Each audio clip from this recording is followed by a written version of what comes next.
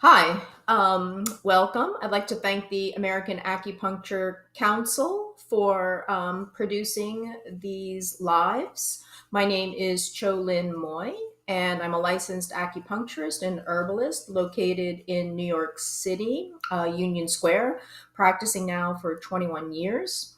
And today I'm going to be talking about a hot topic, which is menopause. And so we can go to the slide. So the title of this presentation is to stop treating menopause and aging like a disease.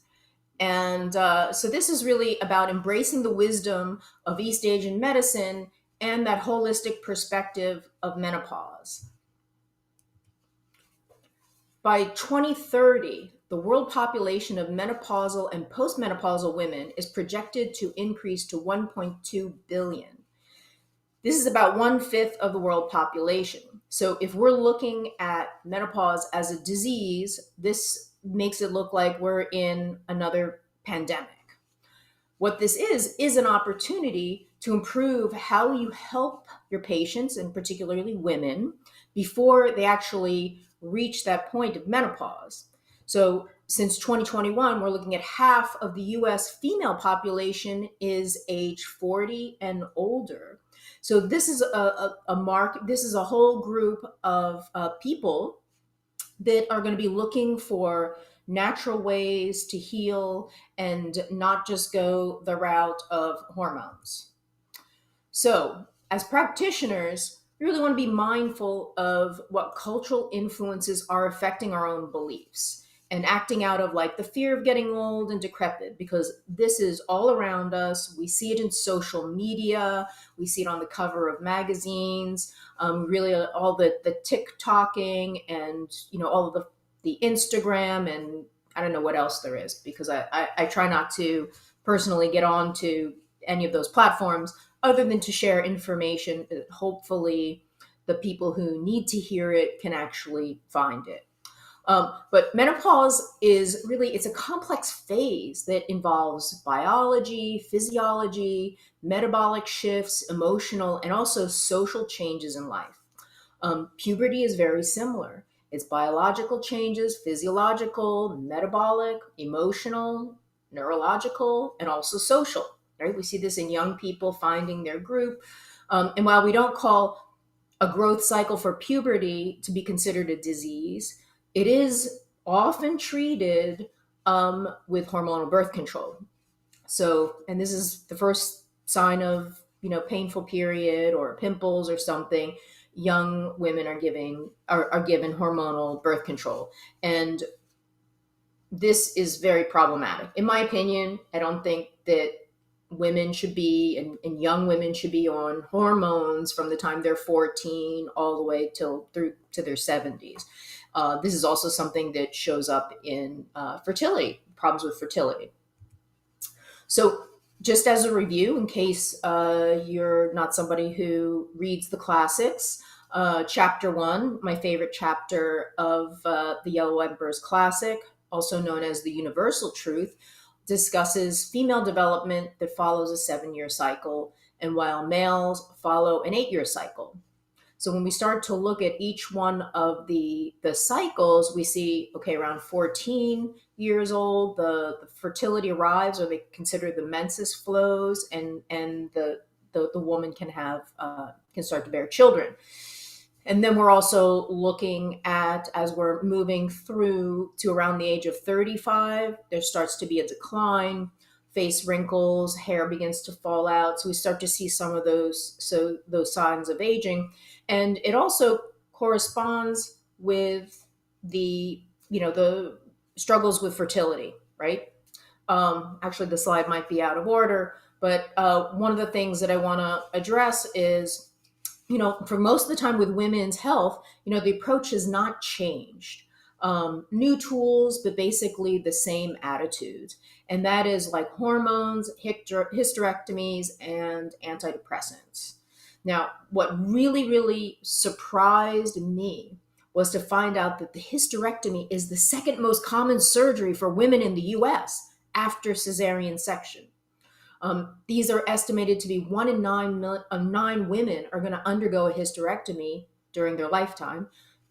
Basically, would only be one time, and that's about 600,000 procedures each year in the US. So the question is, what does that mean for that connection, the heart and the uterine connection, the Baumai? Also, research has found that over a third of women, when they go to their general practitioner with symptoms of menopause, they're often offered antidepressants. And this is really considered inappropriate. So this is an area where we as Chinese medicine practitioners, as acupuncturists, can really help women's health. And in fact, women's health is quite advanced in terms of Chinese medicine. A little review: how does blood, yin and yang, and qi interact with menopause? Well, we start to look at yin and yang balance becoming a little irregular. The blood and yin, which we could look at as estrogen, become depleted compared to the yang and the qi, progesterone, testosterone. And really, so when you start to see the hot flash fluctuations, it's really this kind of the way the balance starts to be flipping from one side to the next.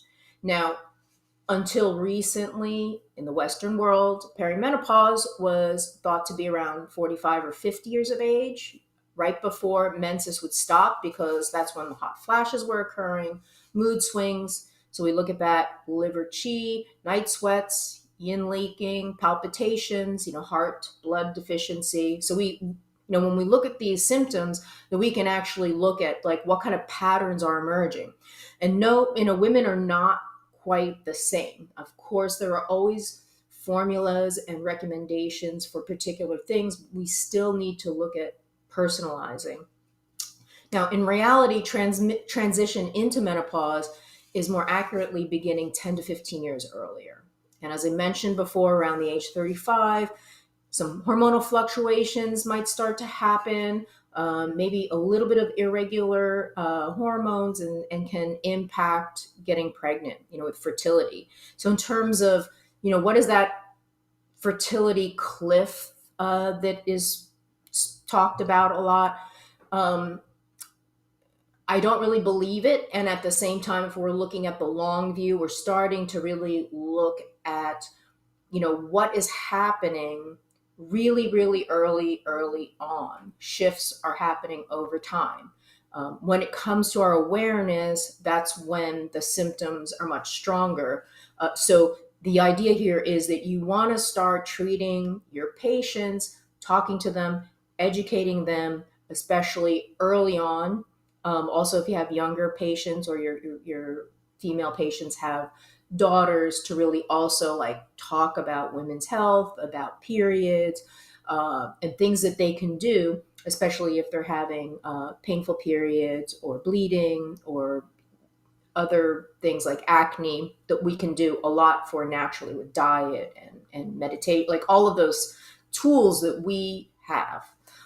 So here's interesting, studies actually show that even before puberty, which would be around age 7 to 9, that there are hormonal surges that are happening, right? It's just not one day you're pubescent and then the next day you get your period. No, actually shifts are happening several years beforehand. And this gives us an opportunity to really help shift the attitude towards menopause. So this is about this yin and yang dynamic, really, as we're shifting just like the season. Right now we're in the summertime, so it's much more yang compared to, daylight compared to yin of winter, with more winter and darkness. And yet at some point it's going to shift again. And of course, we see as there are the transitions that there's a tendency for certain kinds of illnesses to come up for people, like allergies or, summer colds, winter colds. So this is to be aware, we're always in some kind of cycle, a yin and yang cycle. So I really like this particular slide because it like kind of shows where, both the hormone levels, where we're looking at yin and yang, estrogen, progesterone, actually kind of follow together, right? So eventually those fluctuations are going to even out, right? So we're always looking at, our body's always looking to go into balance. So when one thing looks like, oh, it's too much yang or too much yin, we're actually really like looking at how the body is trying to reach that state of homeostasis. And so it makes corrections. And eventually, though, as you see, like where the blue part is really where most, like a lot more symptoms are happening as the body is shifting and transforming. So here are some of the unwanted symptoms that we find with menopause is brain fog, hot flashes, weight gain, hair thinning, skin sagging, bleeding, emotional ups and downs, palpitations, poor sleep. Really, what also starts to happen is like the weaker knees, foot problems may occur. This is also because the connective tissue gets affected by hormones. And so you might start to see some of that coming in, like that, and know that that can be also addressed with some herbal formulas and acupuncture. But it's not a disease, right? Not a disease. So the question is, why are menopausal symptoms less prevalent in Asia and other countries? And I'm really comparing like the US and some of the Western European countries. And what's happening, believe it or not, what makes a difference in how women experience menopause, and I also believe puberty, coming of age, is the cultural attitude towards health and aging. So oftentimes we talk about getting a period as the curse, or there's shame around it. With young girls, they're like, oh, they don't want to talk about it. They get made fun of. It's something to hide and really not something celebrated. In other cultures, it's really this time where you recognize that you're moving from one stage of your life into the next. And this is a beautiful thing. So really what studies have shown is that the collective cultural attitude towards menopause plays a major role in emotional distress and physical symptoms. So why do I bring this up? Because we have to take into consideration, we're living in a culture that has very negative attitudes towards women, towards women's health, reproductive health. So the Western culture, and then they find that place a high importance on fertility, and also place value on youthfulness. In these cultures, menopause reflects this age progression and loss of youth, and also loss of sexual attractiveness, and leads to this negative attitude towards menopause. There's so many negative words that are used to describe menopause, such as fertility failure, ovarian failure, versus, this is a natural progression as we shift into the next stage. Of course, you're not going to be producing children, right? This is, there is a window for it, but that's normal. There's, we're not part of the Handmaid's Tale. To tell you this, I think, in my personal opinion, that that series kind of like really normalized abuse. That it like when fiction becomes real, but that's a whole other story. But what this is, it's implying that something is a natural part of life is really a flaw or a disease. And when your patients are coming to you, understanding that the holistic perspective is not going to, or I would say should not adopt this, cultural idea that it's bad as you start to get older and mature. Koneki or konenki means in Japanese renewal, season, and energy. So in Japan, menopause is looked upon as a natural life stage. And the very word for menopause, the konenki, means renewal, season, and energy. So why do we have such a negative view of a natural process.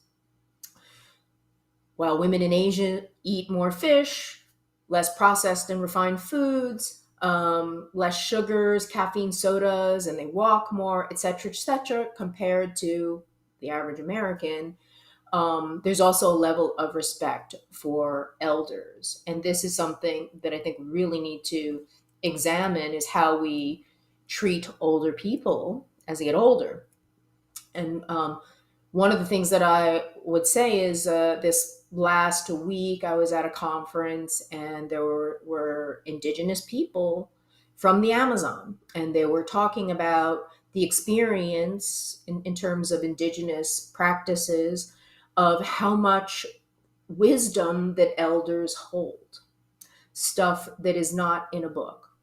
And when an elder actually dies, it's like the equivalent of the Library of Alexandria burning down, right? Because what they hold, wisdom that people hold within them, is not something that can be reproduced. And because it's experiential. And I think we have to really like look at, as people are aging, that they also are holding a lot of experience and information. So studies actually show menopause and menopausal symptoms are really tied to a woman's cultural environment. So if a woman is in an unhealthy environment, they're going to feel guilty, shame, for experiencing something that's really natural, and leading to, heightening of their physical symptoms. It could be like flashing, it could be like poor sleep, and also mental, like really like heightened anxiety, depression. And other countries that positively view aging, and I'm repeating, and menopause, such as Sweden, Denmark, and Norway, positively, similarly experience fewer unpleasant effects. So not only does an optimistic and positive environment allow women to feel more comfortable when their cycles come to an end, but it also correlates with an easier transition with menopause. And that is where us as practitioners come in with support and really look at a paradigm shift. Chinese medicine is a paradigm shift. However, we do live in a culture that is constantly intruding on our views and beliefs. So, what can we do? Empowering your patients to cultivate their health and wellness and longevity. So this is really like a long view, which there aren't really the quick fixes, right? If you get into hormone therapy, there are consequences and side effects with that, such as increased risk of cancer. So here, what I'm encouraging is to check in with your patients and find out how they are feeling emotionally with their overall health, and really address like, hey, this transition that's happening, it can be jarring. Identity, right? Your identity is changing. The way the culture, your society is going to regard you. And really don't underestimate the impact that stress and anxiety has on health, and especially around aging and menopause. I think it's really important to have to talk about that in other countries, the viewpoint is very different. And we can actually adopt that viewpoint in the way that we actually treat our patients. So again, intensity of menopausal symptoms will indicate that there might be underlying imbalances, right? And we call those root causes, right, that are not being addressed. So if you're not treating the root, what I want to say is you're treating a root cause, not the disease. All right. So if somebody is having flashing, we know that we need to balance their nervous system, like all of that. It's not a disease. Self-care practices. I give my patients homework. Really look at, what you can empower your patients with in terms of food, focusing on sleep. Sleep is a huge issue, right? Because the circadian rhythm is also going to influence reproductive hormones and overall health. Exercise and movement, those are things that actually will help with like brain fog, but also movement is something that helps with depression. You start moving, just move your body, um, clear out, clear the stuck energy. Teach your patients techniques such as breath work for calming the nervous system, and also those techniques and tools are really good for managing the vasomotor symptoms, which come with the hot flashes, right? So the body flashes and then you get excited or anxious about it. That really calming the nervous system is actually going to help to regulate that part.